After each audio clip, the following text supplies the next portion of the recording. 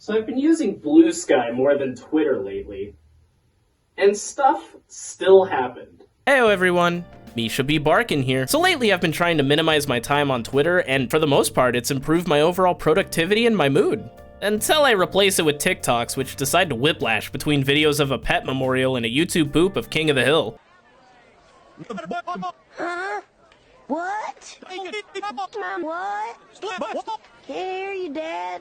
Bonk! Anyway, overall, I've been kinda out of the loop on most of the drama on that site, and you know what? It's been great. But sometimes I do poke in from time to time, and boy did I choose a great time to check the old Bird app. Can I even call it that anymore? So what's going on this past week? Well, we've got a fursuit selling for a really high price, someone taking self-defense and suit to a new extreme, the absolute destruction of a fursuit head, and someone that somehow everyone has heard of and has a story about. Anyway, without further ado, let's dive on in. Here comes the money. Here we go, money talk. Multicolor Bark. Just saying the name I'm sure makes a lot of you perk up, as they're one of the more known and recognizable suit makers in the community. They announced they were doing a fursuit auction on this absolute beauty of a suit. Now myself, like many others, love this design. Some liked it so much that they drew fan art and gift art for the Sona before it even had an owner. So time went on, and the auction started with the suit listed at $7,000 starting bid. And by the end of the auction, the suit finally sold for a whopping $22,600. Now this caused some mixed opinions. In my opinion, $22K is a crazy amount of money, especially for a partial, and I could never see myself spending that amount of money on it.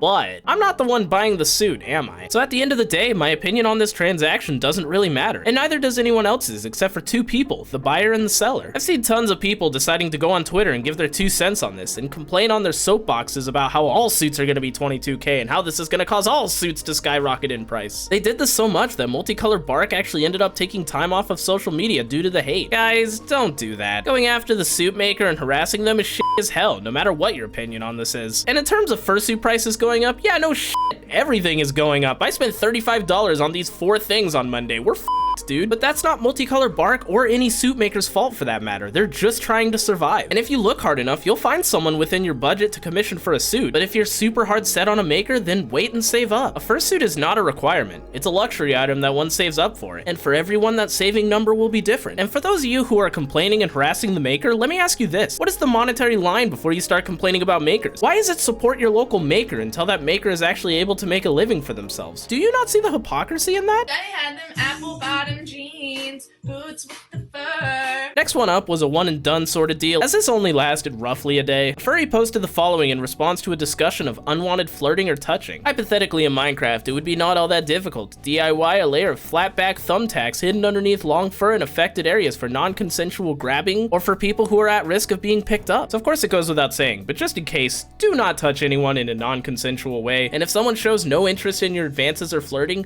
back off. That being said, hiding nails in your suit's fur is not the solution. This is a horrible idea and could cause serious damage to not only people, but other suits you may accidentally brush up against. Cons are crowded sometimes, and you would absolutely scrape someone innocent passing by, or if you or someone else slips and falls, then you're at a huge risk of harming yourself or others. People all came together and shot this idea down though, and as far as I know, the post was deleted. Just wanted to throw it out there and say if you're planning on putting sharp objects in the fur of your suit, maybe don't. Burn my house to the ground! My family's dead! What do I do?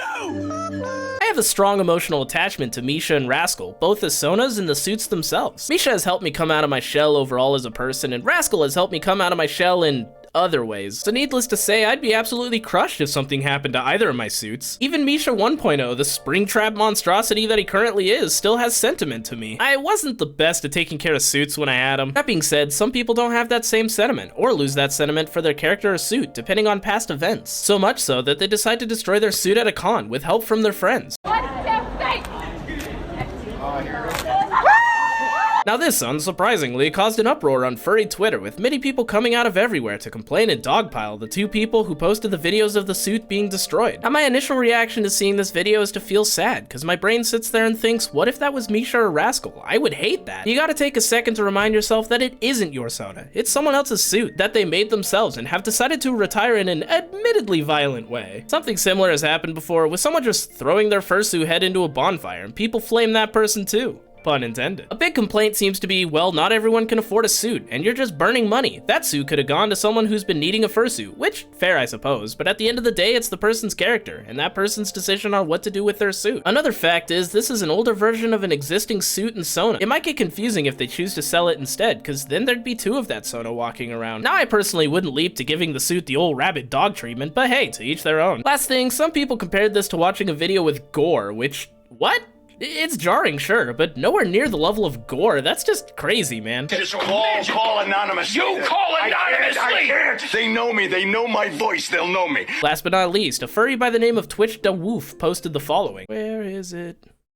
And I'm so sorry. Let me just say, this was the rudest, most self-absorbed dipshit I've had the extreme displeasure of sharing an elevator with. Yelling at everyone, told me to shut up with my monster voice, which got him sternly told off. Complete freaking asshole. I didn't think too much of it, but decided to take a glance at the comments, and I realized something. I've talked about Phantom before in a Why Do Furries episode. Furcons are for socializing. You mean staring at smartphones, giving too many hugs, getting shit-faced, and having one-night stands with hot fursuiters? Give me a break. Furcons are for shopping. I can literally buy anything from the Dealer's Den and Artist Alley online for 365 days a year. Why do I need to be in person to buy something? Dance comps, raves, panels, don't really care. If I'm not at a Furcon to be appreciated as a suitor, it's pointless to me. And as a straight furry, I'm not even gonna talk about dating, lol. So I'd seen this guy before. And apparently so had everyone else. Seriously, there were tons of stories about this guy in the replies of the tweets, a shocking amount of them consisting of Phantom shoving people out of the way or yelling terrible insults at them. Now, of course, these are all anecdotal, so normally I'd say take it with a grain of salt, but when everybody seems to have similar stories about them, I personally start to believe it. There was this really concerning post by Trip saying that Phantom kicked them in the back, which seems to be the case from this pic, as well as there being many other stories of Phantom doing similar things to people. He claims he was trying to recreate the iconic pit scene from the movie 300, which, sure, I guess, but the person was facing the wrong way, and you kinda need to ask people if things like that are okay, and considering Tripp's post, it seems like they weren't asked permission. Also, it seems like he was just photobombing the Furcon AI thing for a while, as multiple people have stories of him doing weird shit while they posed for the picture. Like this post, where he walked up to the suitor on the ground and just squatted over them? Also, he's been in a bit of hot water for cultural appropriation, as at Megaplex, and possibly before that, his suit was wearing a Native American war bonnet, which are worn by male leaders and warriors. Each feather attached to the bonnet is a symbol of an act of bravery or a valuable deed for the tribe. So, what does Phantom's feathers represent? Why, how many cons he's been to, of course. I gotta say, 29 cons is a lot for somebody who thinks they're a waste of time. Also, I don't know what to call this, but like, does this strike anyone else as just plain weird? Cosplay, of course, is okay, but this just seems really weirdly worded in a very insensitive manner. So yeah, what started as someone just venting about a rude furry on Twitter exploded into everyone going, hey, I've seen this asshole before. So moral of the story, you can act in any way you'd like, but I feel like a good goal to shoot for is if someone mentions your name, it's best to try and make sure everyone around you doesn't have a bad thing to say about you. Oh, you know what? I'm sitting here recording and I just realized I never actually wrote the conclusion.